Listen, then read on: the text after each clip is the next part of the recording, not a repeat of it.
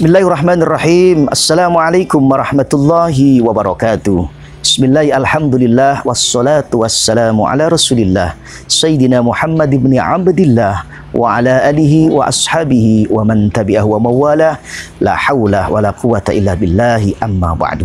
Para kaum muslimin wal muslimat, saudara pendengar, sahabatku dimanapun Anda berada, bersyukur kita panjatkan kehadirat Allah Subhanahu wa Ta'ala.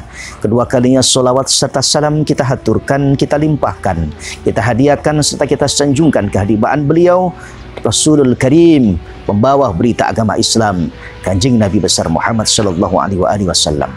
Hadirin kaum muslimin wal muslimat dimanapun Anda berada, 7 menit ke depan insya-Allah sebagai menghidang santapan rohani menjelang berbuka puasa. Ada hadis Rasulullah sallallahu alaihi wasallam telah disabdakan. Apa kata Rasulullah? Al jannatu mustaqatun ila arba'ati nafarin. Ada di antara daripada 4 golongan orang yang akan dirindukan oleh surga. Mau tahu sahabatku semua dimanapun Anda berada? Apa kata Rasulullah? Bahkan Rasulullah sallallahu alaihi wasallam mengajarkan doa yang begitu ringkas, doa yang begitu pendek. Bahkan Allah sekaligus mengajarkan melalui Al-Quran surat Al-Baqarah ayat 201. Apa kata Allah? Wa minhum may yaqulu rabbana atina fid dunya hasanah wa fil akhirati hasanatan wa qina adzabannar.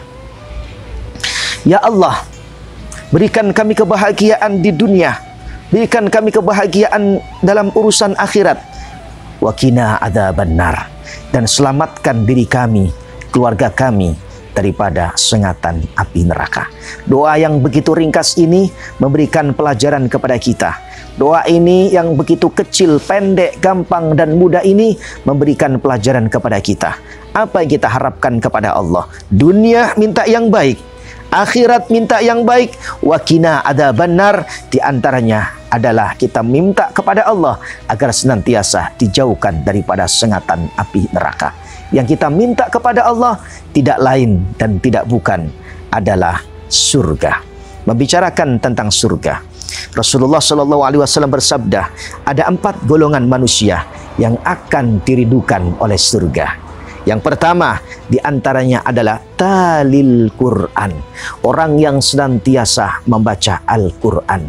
Al-Quran bukan berarti yang kita baca harus mengetahui makna, arti, kandungan yang di dalamnya. Cukup tanamkan kegemaran membaca Al-Quran.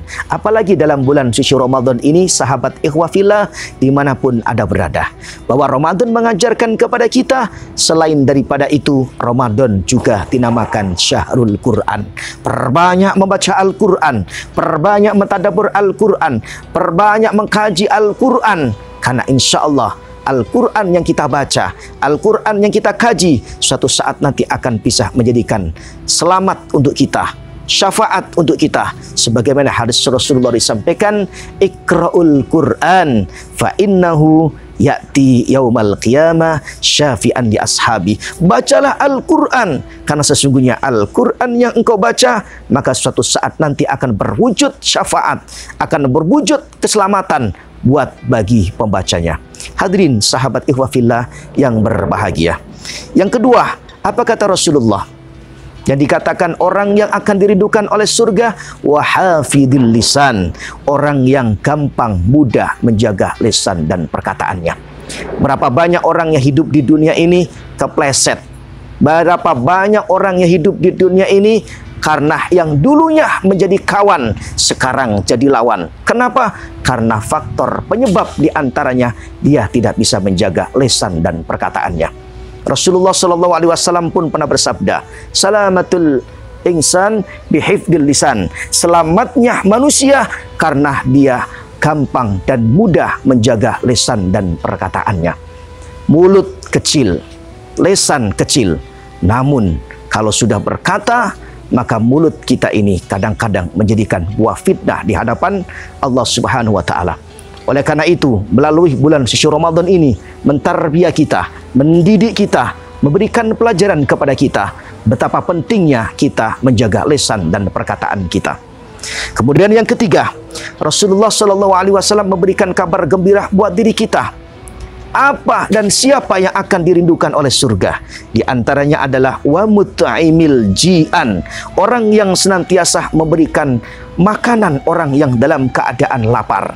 Ini kalau kita melihat di antaranya orang yang memberikan buka puasa kepada orang yang lagi melaksanakan berpuasa.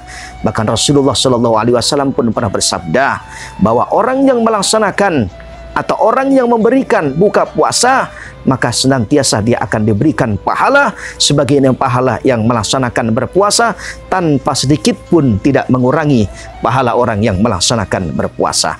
Oleh karena itu, Ramadan mentarbiah kita, Ramadan mendidik diri kita agar supaya untuk menanamkan jiwa sosial terhadap sesama. Dan yang terakhir, pesan hadis Rasulullah, di antara orang yang akan dirindukan oleh surga adalah wasaumi Ramadan, orang yang senantiasa gemar untuk melaksanakan puasa di bulan suci Ramadan.